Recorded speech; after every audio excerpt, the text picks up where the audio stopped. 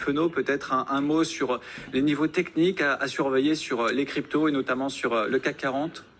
C'est vrai que vous en avez parlé tout à l'heure, juste avant. Il y a un petit nettoyage horaire qui est en train d'être opéré pendant le discours de Jérôme Powell là, depuis 30 minutes. Alors, globalement, sur le marché des cryptos, si on prend un petit peu de recul, c'est quand même un encéphalogramme plat. Hein. Sur le marché, depuis 4 jours, on a moins de 2% de variation extrême par jour, hein, la mesure entre le plus haut et le plus bas du jour. Et ça, c'est depuis samedi. Ça faisait longtemps quand même qu'on n'avait pas vu un marché autant tétanisé pendant plusieurs jours d'affilée. Alors, hormis ce qu'on avait eu entre Noël et le jour de l'an, c'était aussi plat, et ce qui avait d'ailleurs précédé l'ascension de 40% du marché en janvier. Donc c'est vrai qu'on n'a pas de catalyseur aussi bien sur les marchés traditionnels que sur le marché des cryptos, quand bien même on pourrait associer ce qu'on appelle le dump, ce petit mouvement de panique qu'on avait eu vendredi de 4% sur l'ensemble du marché, lié probablement à Silvergate. Il n'y a pour autant pas de relais baissier majeur pour le moment. Alors je dis bien majeur, hein, parce qu'encore une fois, depuis une demi-heure, on a un petit pic de volatilité, mais il faut toujours prendre le temps de laisser respirer le marché pendant notamment un discours de Jérôme Powell, comme c'est le cas actuellement. Attention tout de même, on a un dollar américain qui est fort, ce qui a priori n'est pas favorable pour le moment à un rebond du marché des cryptos. Alors ceci dit, pour les niveaux techniques, on reste au-dessus des 21 000 $ sur le Bitcoin. On continue les oscillations qu'on a connues tout au long du mois de février. On conserve cet élan positif de ce début d'année 2023. Même chose sur l'Ether, on a un niveau, lui, qui se trouve à 1500 $ à court terme, 1400 $ à moyen terme. Tant qu'on ne passe pas sous ces niveaux, on reste dans une tendance neutre, et dans une tendance neutre, on a au-dessus de la tête ce qu'on appelle des résistances, en l'occurrence 1700 $ sur l'Ether et 25 000 $ sur le Bitcoin. On aura du mal clairement à les franchir sans un élan positif des marchés traditionnels et sans amélioration pour le moment du contexte macroéconomique. Juste si on zoome, dernier point, les niveaux importants à très court terme à préserver pour ne pas entraîner une nouvelle rechute. Et au moment où on parle, on est justement en train de les tester. 1550 $ sur Ether, 22 100 $ sur le Bitcoin, et ce à dépasser pour repartir du bon pied, 22 600 au-dessus de la tête sur le Bitcoin, 1590 $ sur l'Ether. Donc on a une volatilité qui est quand même écrasée, ça stagne depuis février, c'est pire d'ailleurs depuis 4 jours, mais ce n'est pas pour autant mauvais signe pour la suite. Et attention à très court terme à l'émotivité, comme c'est le cas au moment où on est en train de parler.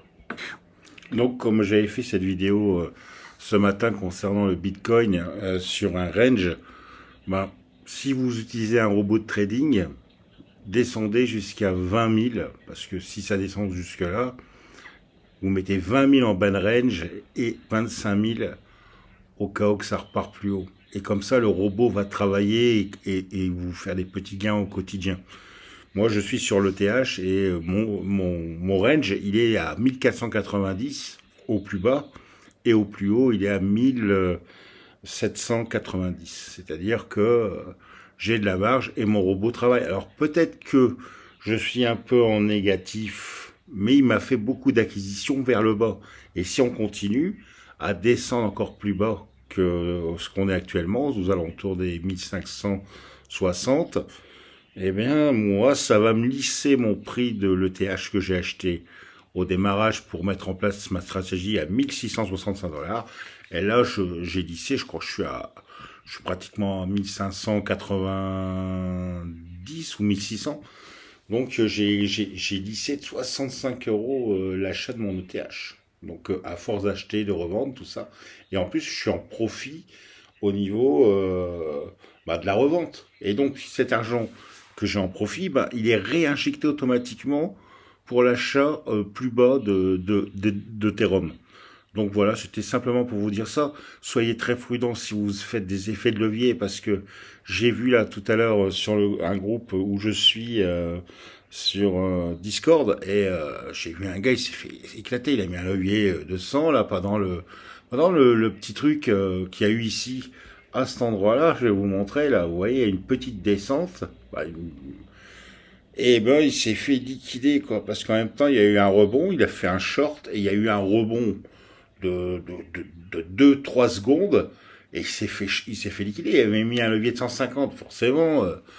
Au lieu de prendre une position, on va dire, là, quand ça descend, tout de suite, si vous avez gagné 100 ou 200 ou 300 balles, virez avec un levier de 150, vous allez gagner ça, quoi. Au final, tout le monde pense que ça va être le big short et on va se retrouver avec des trucs, mais entre deux, il y a aussi des gens qui rachètent, donc ça monte d'un coup, quoi. La bougie rouge qui est faite, elle est ravalée un petit peu, et ce qui fait qu'on est liquidé. Alors soyez très très très très prudents là-dessus, c'est tout ce que je vous demande. On continue la vidéo, et puis après, vous pouvez regarder aussi le replay de la vidéo de mon analyse sur le Bitcoin. Je pense que c'est valable pour plusieurs jours, hein. Je pense qu'on a installé sur un bas de range et un haut de range. Ça fait un moment que je dis ça, mais apparemment, bon, c'est pas trop suivi, donc moi, pour le moment, j'ai raison. Voilà. Ce qu'on voit aux alentours de 15 heures tout à l'heure avec Jérôme Powell qui parlait, une petite réaction sur les crypto-monnaies et puis un petit peu comme sur le marché action, chaque point bas est comblé et là désormais on a un Bitcoin qui perd 0,5%. Il a comblé un petit peu les pertes de tout à l'heure. Oui, en fait, c'est simplement un petit nettoyage qu'on a en dessous des pieds, peut-être déclenchement de stock de protection. On a toujours beaucoup d'effets de levier sur le marché des cryptos et c'est un peu toute la problématique. C'est pour ça que ça provoque de temps en temps très très peu de volatilité et à un moment donné où il y a une petite étincelle, finalement, ces positions à fort effet de levier entraînent des décalages qui n'ont pas forcément en fait de conséquences sur les tendances long terme. Là, en l'occurrence, depuis le début de l'année 2023, et c'est pour ça que je prends toujours des unités temps un petit peu plus longues, finalement, on a ces niveaux sous les pieds, encore une fois, des $1 500 sur les terres. Même si on passe à très court terme sur des petites zones support, attention à ne pas surréagir, et vous l'avez dit à juste titre, on est en train finalement de rattraper le retard juste après.